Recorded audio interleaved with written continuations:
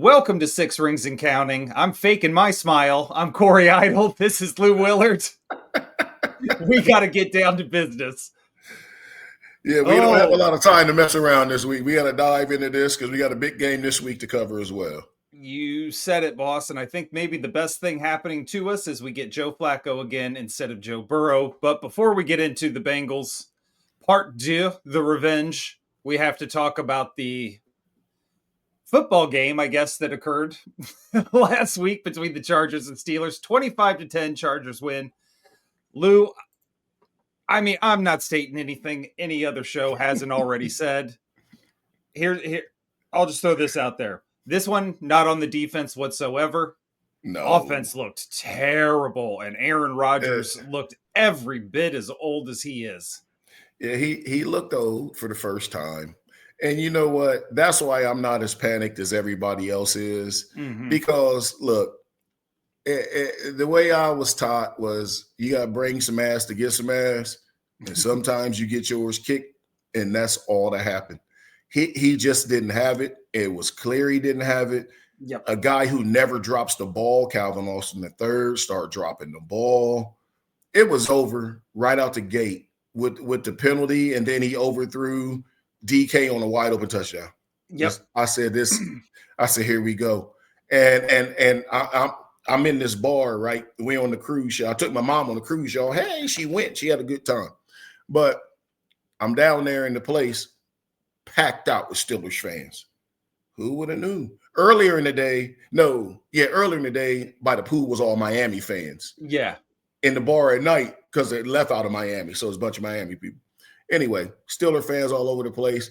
Everybody after the first drive and first play, it was like, well, here we go. We ain't going to get nothing done offensively. Defense, I have zero issue with. No. They gave up 25. They was on the field for 37 and a half minutes of a 60-minute game. They held the Chargers to 6 for 17 on third down.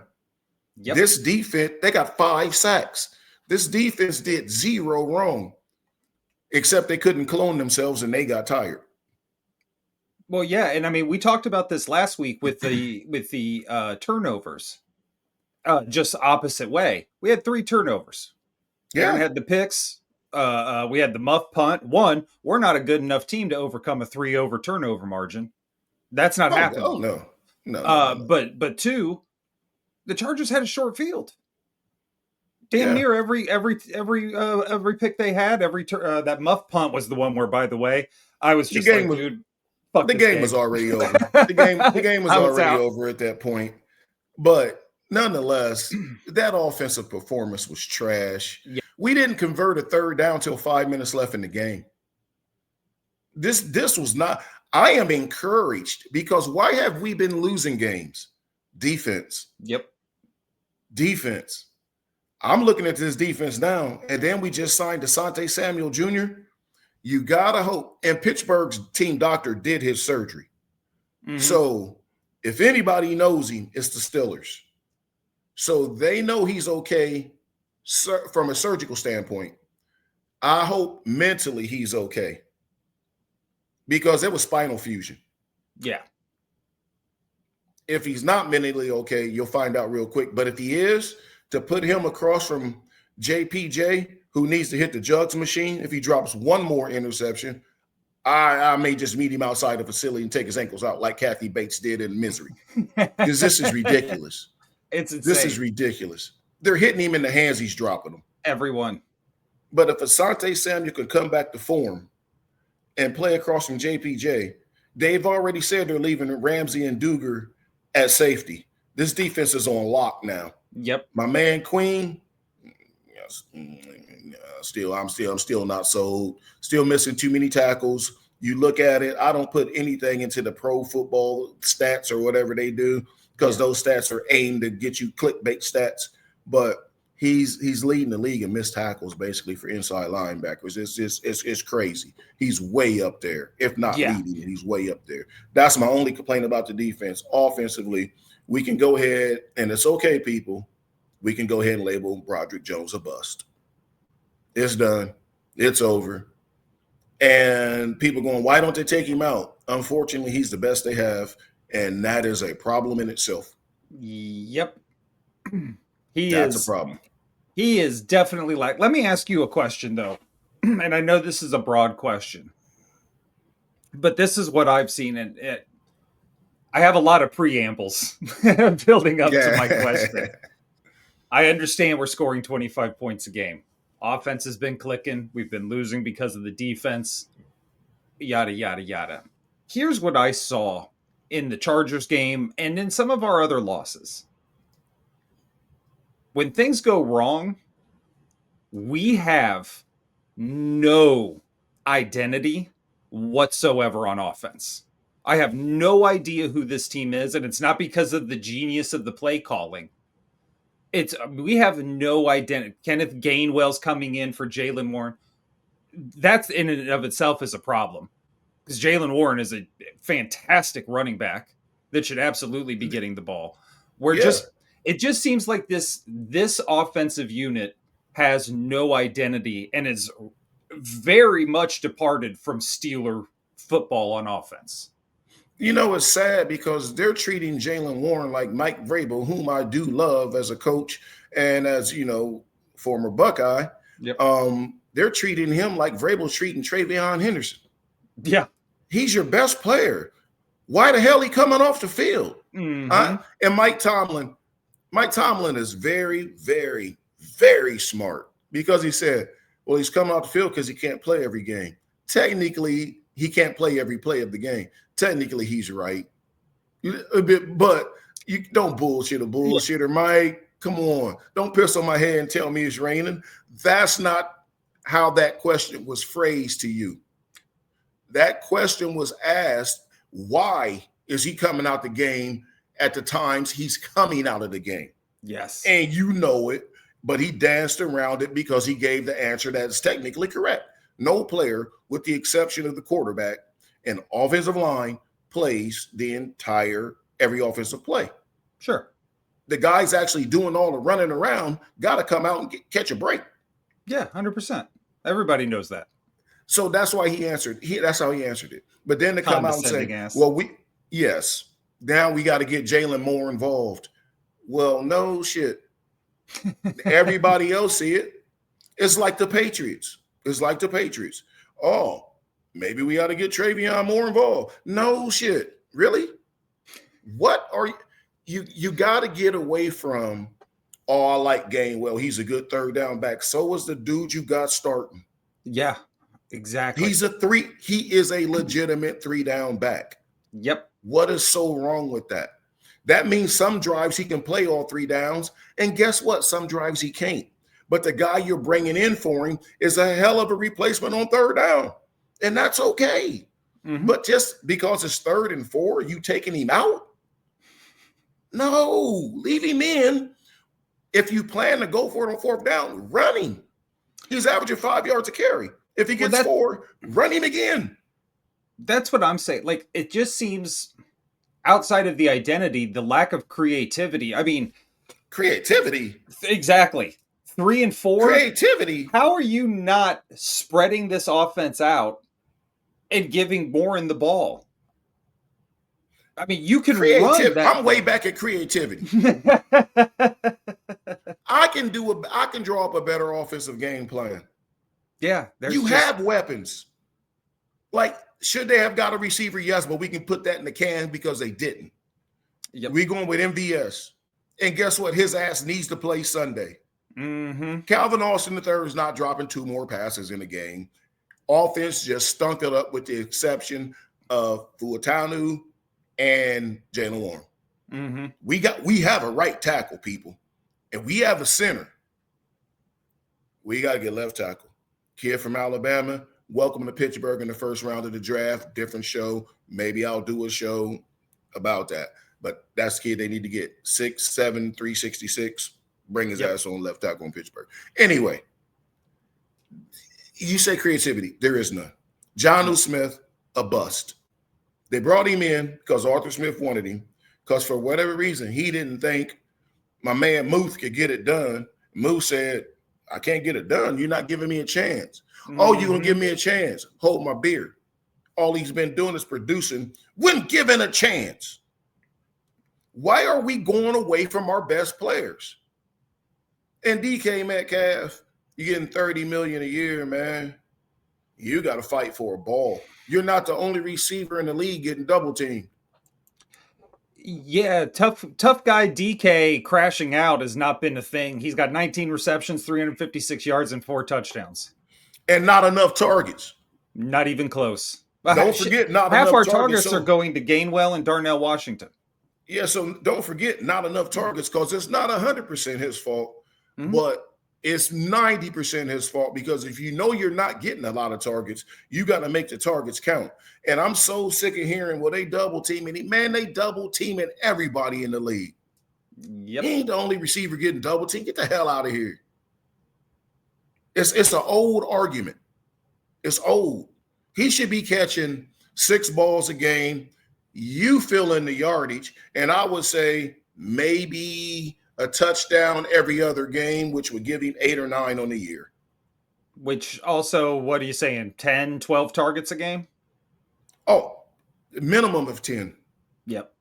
Now, that part is not his fault. Scheme him on some smaller routes. Throw him a better ball. It adds up. We're going back to creativity.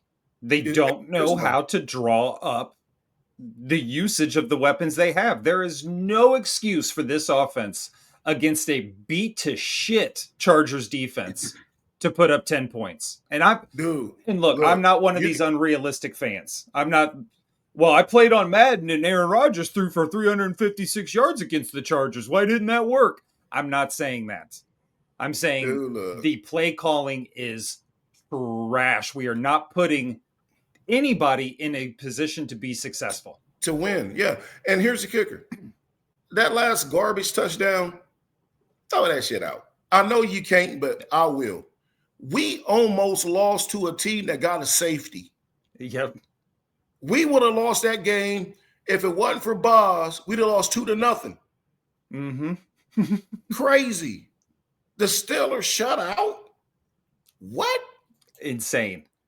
And then when Boz missed the field goal, and the whole place went flat, we was like, oh, we're done. Because even the Charger fans was like, wait a minute, he missed? What Charger that tell you fans? How your night going to go. That was the only prediction you got right. That was a Steelers home game. It was, but I'm talking about where I was at. Yeah. They was like, wait a minute, he missed? Because that tell you how your offensive night going to go when Boz missed a 45-yarder. 100%. Look, crushed the 59-yarder. He just pushed the 45-yarder. But nonetheless, that's a game where if I'm the coach, I know I stunk it up. I'm going to stand up in front of the team, defense included, because your offensive meetings, your defensive meetings. But I'm going to bring when we have the team meeting, I'm Arthur Smith. I'm standing up going, apologizing to the defensive side of the ball because I let y'all down.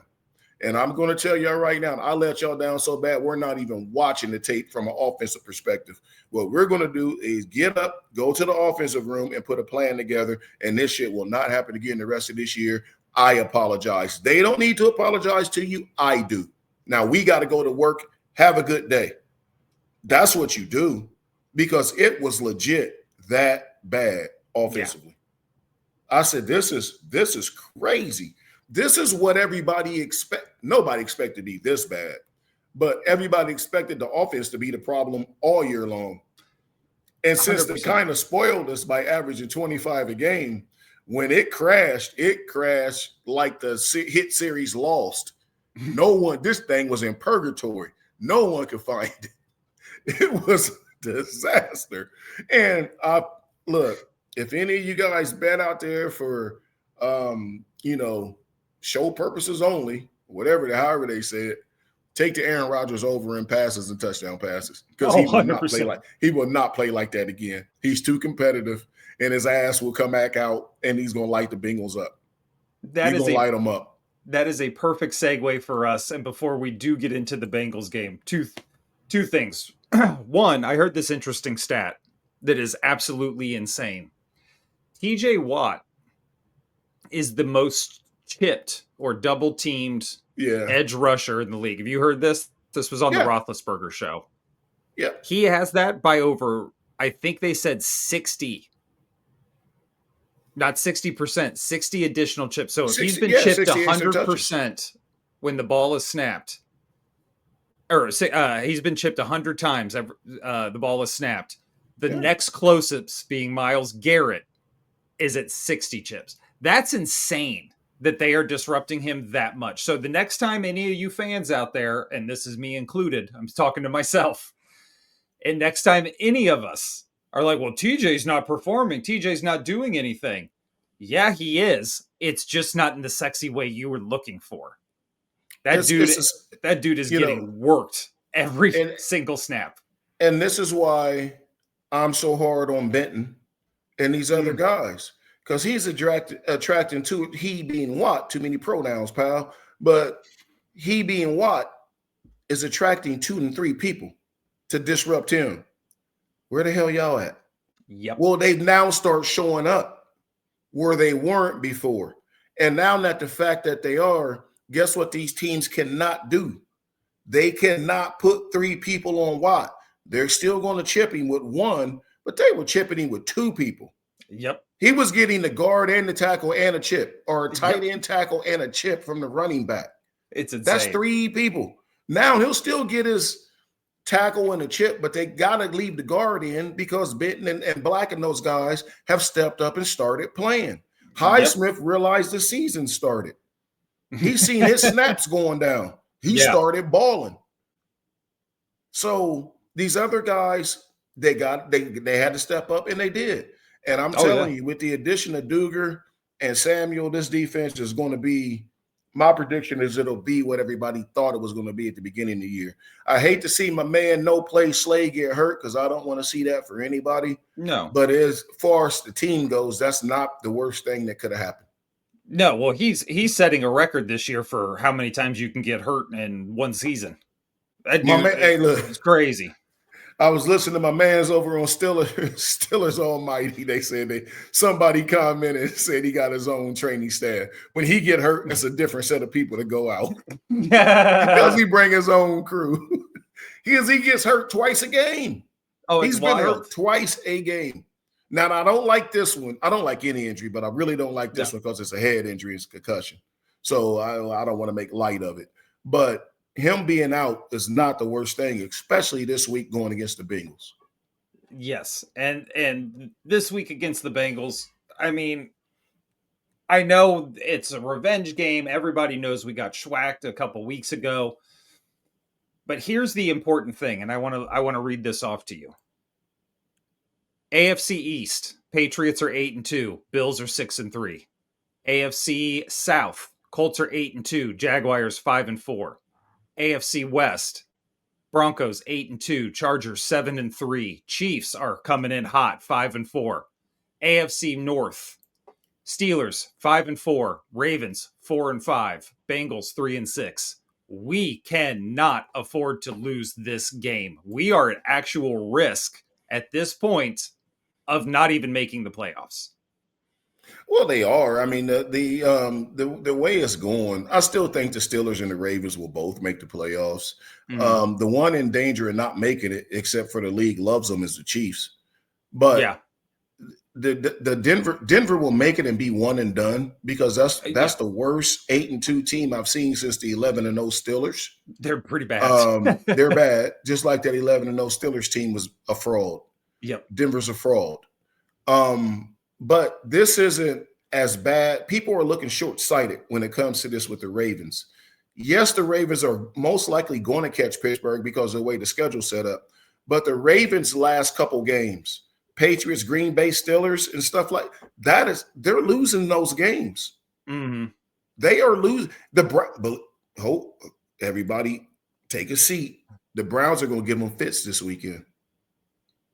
Their defense is going to give Lamar. I think that game's in Cleveland, isn't it? I believe so, yes. The Browns are going to give them holy hell and ugly that game up. And I think Baltimore will win it. But it's not going to be the big blowout that people think it'll be. If it is, then I'm wrong. That's fine. I've been wrong before. Hell, I was wrong last week. Who cares? But nonetheless, the schedule, as hard it is for Pittsburgh over the next couple of weeks, is just as hard for the Ravens to end the season. Oh, So 100%. people coming at me with that, I'm like, I don't want to hear that shit. It's all ebbs and flows. It's cyclical. It all comes back around. Win your damn football games. And I'm sorry. When we looked at this thing at the beginning of the year, Pittsburgh can't beat the Bills. Bullshit, they can't beat the Bills. Oh, the Bills, you talk about a team in trouble and not making the playoffs. yeah. Pittsburgh got a better shot than Buffalo. You Yes, know they why? do. One simple reason. We're in first place in our division. Mm-hmm. They're not catching the Patriots.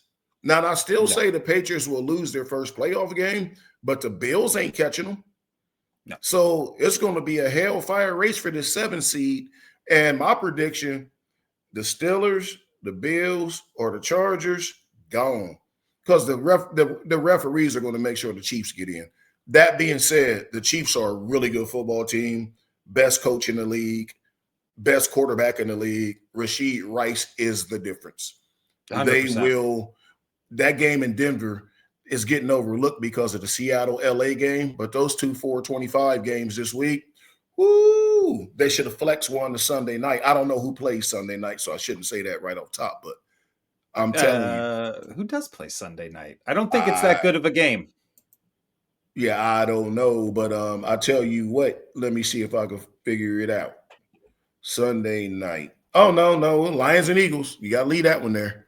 Oh, yeah. Lions and Eagles. So we'll leave that alone. I guess they're National Football Conference too. Yeah. Yeah, but those 2 games I will have on the split screen because that's going to be some good football at 4:25. This is actually a good week of games. Last 2 weeks been turds, but this week is really good, except Monday night. What happened? Yeah. Rough. Cowboys, Raiders? Woof. It's kind of a dog matchup.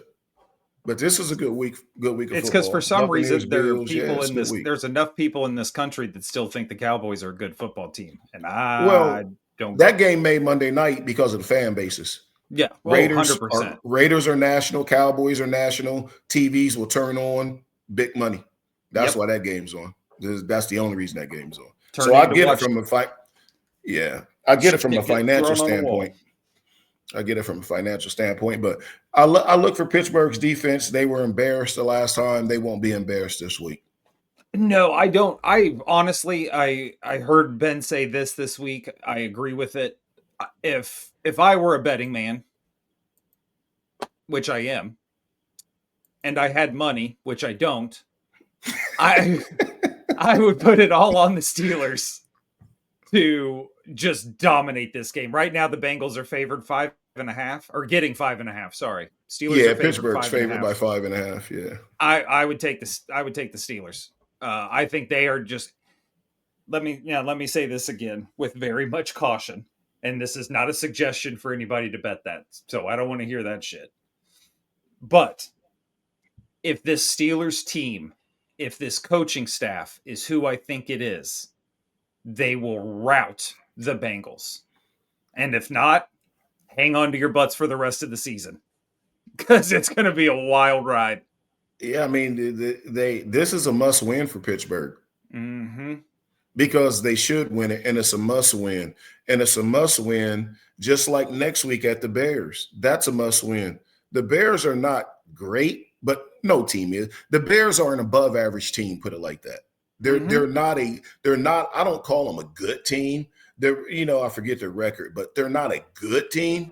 But you're just not going to roll into Chicago. They're 6-3, but you're not going to roll into Chicago and just beat the hell out of them. You're going to have to beat them. No, because Caleb Williams, I know people don't like him because he painted his fingernails. But I ask you, Pittsburgh, Steelers Nation, would you want him in the can when Rodgers leaves next year? If you say no, you don't like the kid for personal reasons. And you didn't like Rodgers for personal reasons until he got here. So if they would tell you Caleb Williams was coming, I'd sign up for that shit all day, every day. Yeah, he's he get a little leaky, but he's young. Second year. The biggest knock against him this season is he's inconsistent.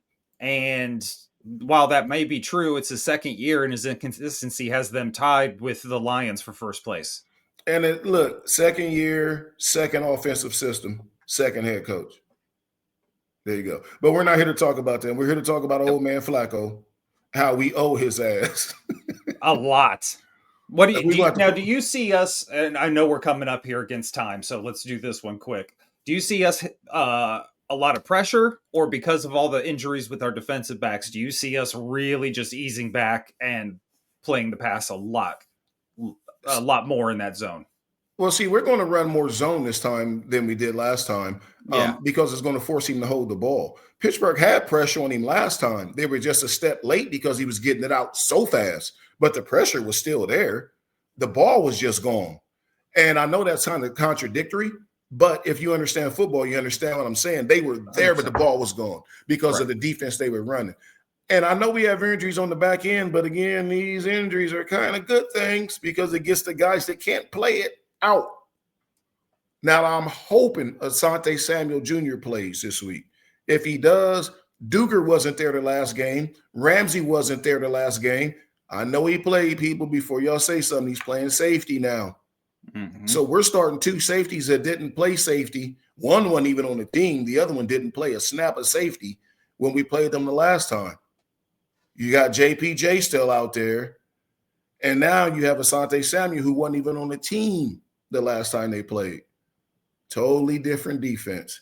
And it's an upgrade.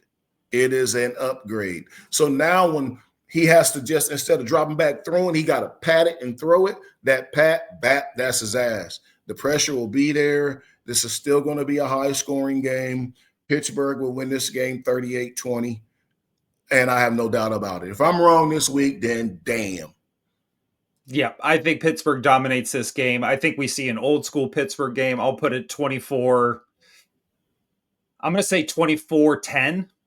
I can see that. See what you're saying. This is your guess is based on what the coaches are telling you. Jaylen Warren's getting more involved. So now we're running the ball. Yep. That takes out the 38 points. There's no 38 points when we're running the ball. No. I'm going from the perspective that Aaron Rodgers embarrassed himself last week.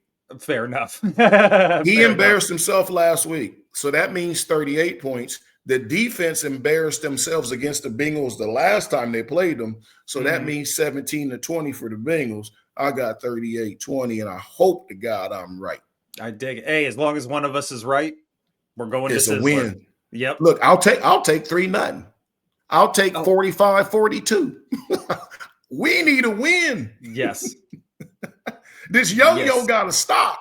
We got what they call a walking the dog when you let the yo-yo down in the state. We need to get and get some wins walking the dog. We got to quit this up, down. Nah, man, we need to walk the dog. Yes, sir. And with that, I'm going to go walk my dog or look up what that means for yo-yos. For Lou Willard, I'm Corey Idle. This is Six Rings Accounting. We will catch you on the flip side.